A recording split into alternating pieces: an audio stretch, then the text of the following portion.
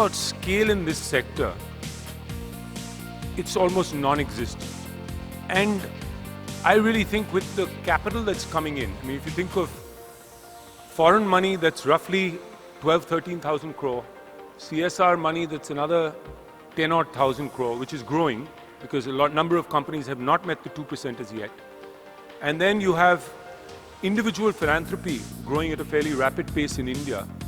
I think there's really, in my mind, a 40,000 crore revenue pool to tap into. That will require a whole set of management capability that these organizations need if they want to get there. If we have more people like that who bring the understanding of communities, the understanding of program design, the understanding of social work, along with a leadership bent, a managerial bent, a little bit of Peter Drucker, a little bit of Philip Kotler in a sense, into this world, you would probably end up having organizations that start getting built for scale right from the beginning.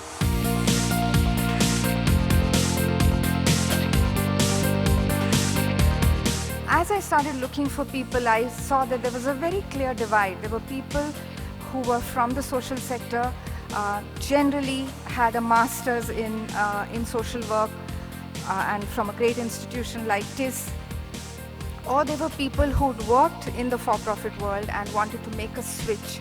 And there was a big divide. There was nothing in the middle.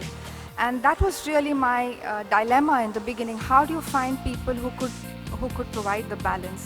And that's why something like ISDM, which is really providing that balance for people who are truly interested in development, but can bring a management, a leadership orientation to the work, is something that's really exciting.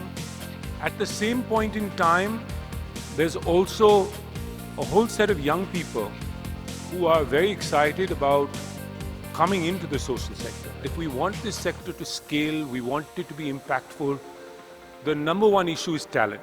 I think it's so exciting that the sector has finally come to a point to see the importance of actually investing in talent. Nonprofits typically only fill their talent needs with 30% from internal capacity, which means 70% needs to come from the external side.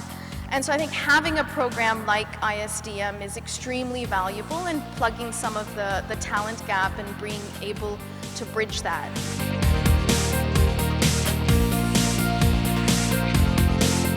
If you want to be a good development manager, it's not enough to study development management. It's very important that this work is contextualized in the society that you're working. So the way we're going to do this program, almost all our faculty are going to be practitioners. Out of the one-year program, which is for about 50 weeks, 25% of the time the students will be out in the field. Somewhere at the beginning of the term, you go out on what we're calling a Realize India program. So you go out into a district. India's administrative system works on a district model, so you need to understand how that works. I very often go to schools and talk about how our children know how the UN works, because they take part in Model UN, but none of them know how a Gram Panchayat works. And the third part is the emotional connect. This is the personal connect, and it's very important because working in this sector, those who spend many years tell me, you need to be able to persevere. And for that, you need to burn for something. You need to really feel for something. And unless you feel for that, you're never going to be able to sort of last in this space or succeed in this space. So there's a lot of effort you're going to put into understanding yourself.